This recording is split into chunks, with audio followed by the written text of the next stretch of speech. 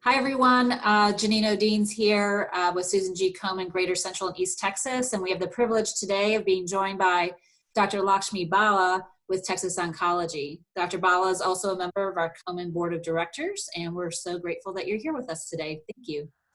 Hi, Janine. Good morning. Good morning.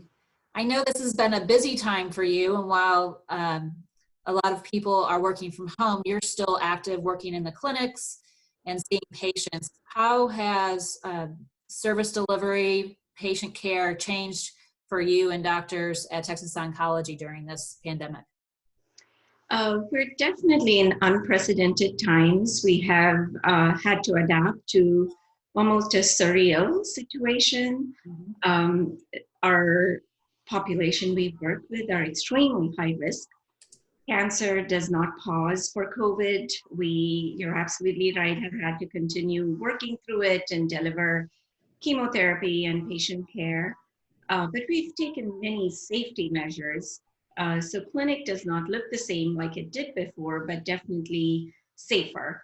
Screeners at the door, screening for employees, protective gear, masks, face shields in the clinic for those who are at high risk, both to protect our employees and all the high risk patients who walk in through the door.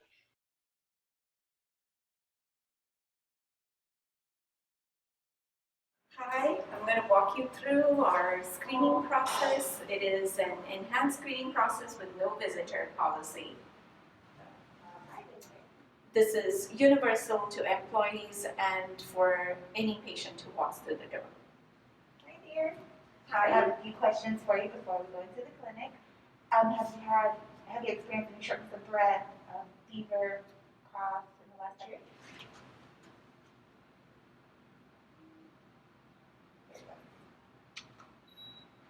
I'm going to give you a nice bracelet to come on in. So you know that we've got these.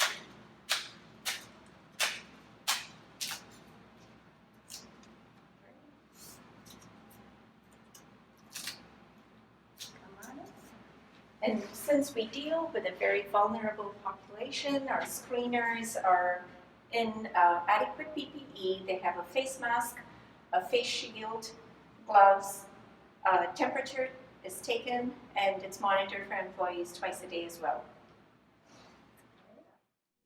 One of the big changes that I think has affected our patients is no visitor policy. Those folks coming in for chemotherapy usually need emotional support. Those who need physical support, of course, we do allow, by exception, a visitor to come with them. But many are coming in to get their chemotherapy without somebody with them, almost everybody. And the no visitor policy helps us with the social distancing and spacing out and less exposure, but they also lose the emotional support that they have.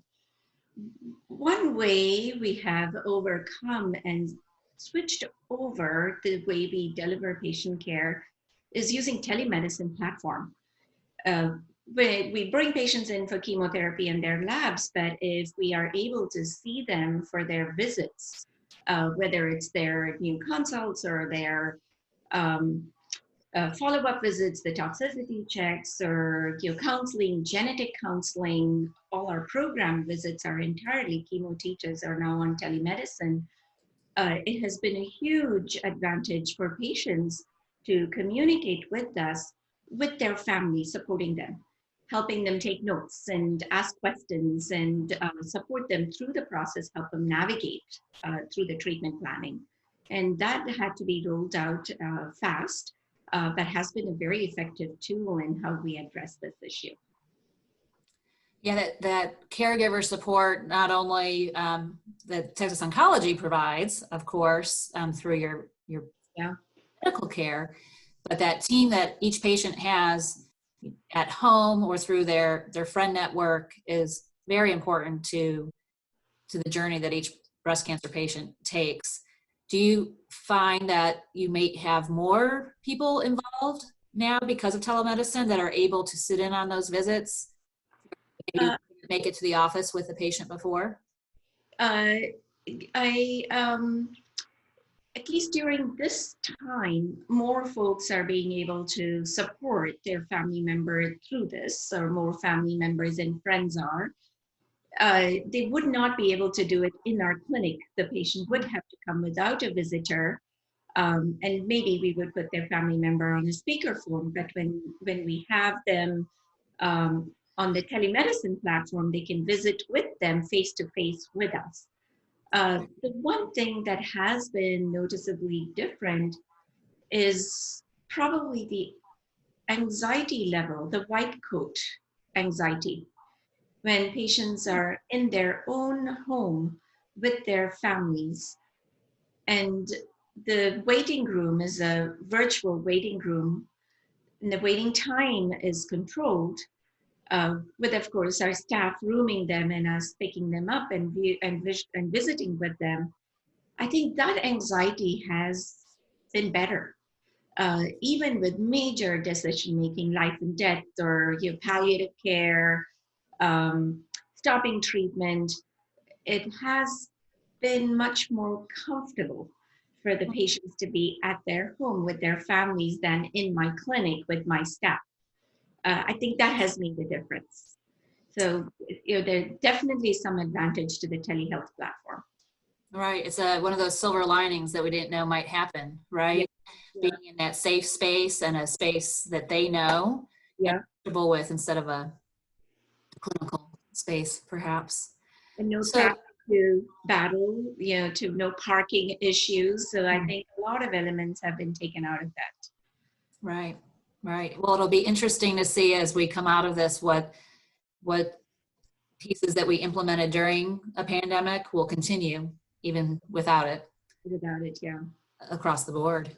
You mentioned the anxiety that naturally comes with a breast cancer or cancer diagnosis of any kind. And are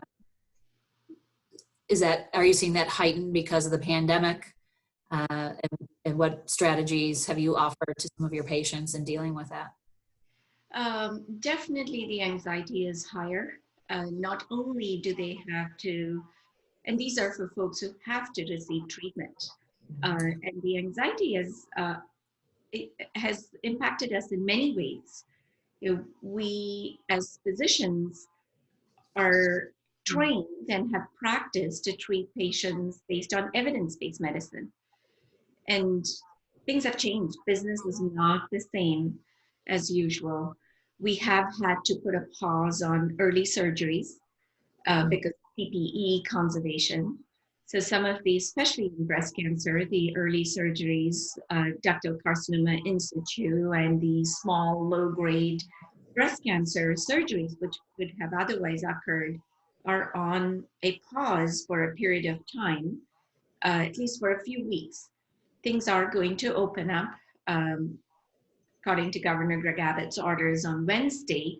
So we will start being able to implement more of our surgeries, but they have been on pause on endocrine therapy. So that anxiety of not having had what would have been otherwise regular paths to treatment has changed. It is a struggle for patients, their family, and us.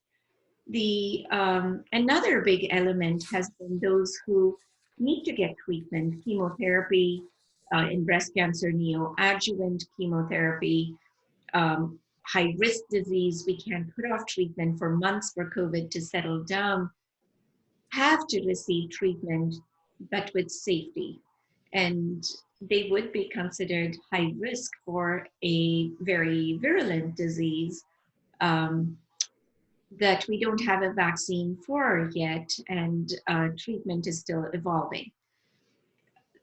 The social distancing, etc., has been helpful. Our patients have been absolutely wonderful in their understanding, not wanting to put their own loved ones or others in their position at risk. The community support, donation of masks has been overwhelming. People have come together to get through this, and that has been very, very impactful, emotionally and physically in supporting our patients.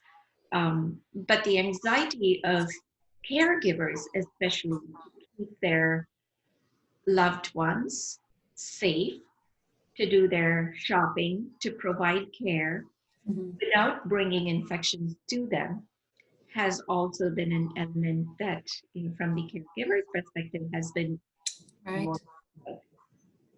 Yeah, absolutely.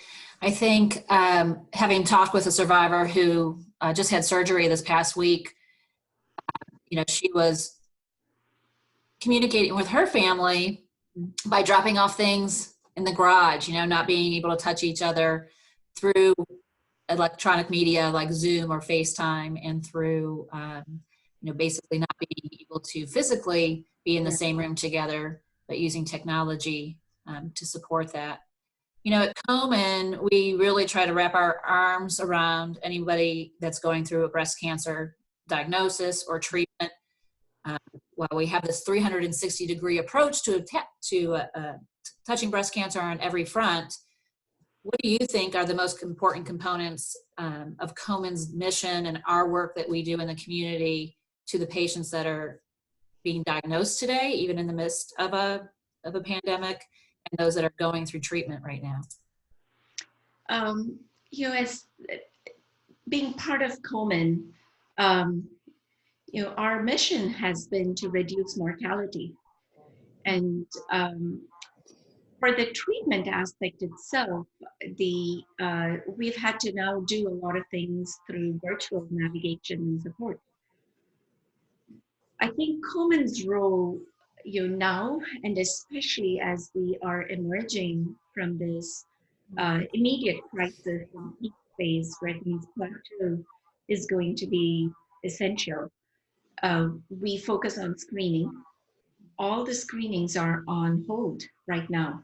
There is going to be a significant need and increase in screening once we come out of this pause. A lot of financial crisis. We hear millions and millions have lost their jobs, and there's implications to that financially and how somebody can afford their screening, their insurance, their treatment, if they are diagnosed, paying for diagnostic studies, all of which Komen helps with. And I think our role is going to be even more critical. Research is different, on hold, not the same as it was before. We are going to have to continue that support now and later. We probably will have, we don't know yet how this will impact the overall outcome in survivorship and survival numbers, because we are not diagnosing as many. We may see folks coming in a little bit later in their course for their screening and diagnosis. So we don't know how the financial impact and the delay will impact that. But Komen's role in providing screening and the research funding, the fundraising to support the navigation resources, our grantees that we give money to provide navigation and screening for the very vulnerable and the needy population. We identify those who have also some ethnic differences in their survival, and support their funding is going to be extremely crucial in the next year or two. Exactly. And, as we've heard from our breast cancer survivors who've contacted us during this time, and as we all know who work in this space, cancer doesn't stop for a pandemic, and we're continuing to have to do this. And on the other side of this, with the economic impacts of COVID-19, there'll be additional need for those that may be out of work and have delayed screening. So definitely we need the whole community together, helping support and lift people up, not only financially, but also, like you mentioned, being able to be there for someone that's going through the journey, and a support system for those folks. So as we talk about Komen's impact today, I know that one of our partners provides some psychosocial support and support groups that's very important in the mental and emotional health of a survivor going through treatment or even post-treatment. And Komen also provides some psychosocial support and emergency funding through its treatment assistance program, through its 1-877-GO-KOMEN number, our helpline, basically. And so for you on the front lines, working with patients every day, what are some strategies and tips that you might have to share with our viewers and listeners about how to stay grounded during this time, whether you're a patient or caregiver or someone in the community that is impacted by this pandemic, which is just about everybody? Very good question.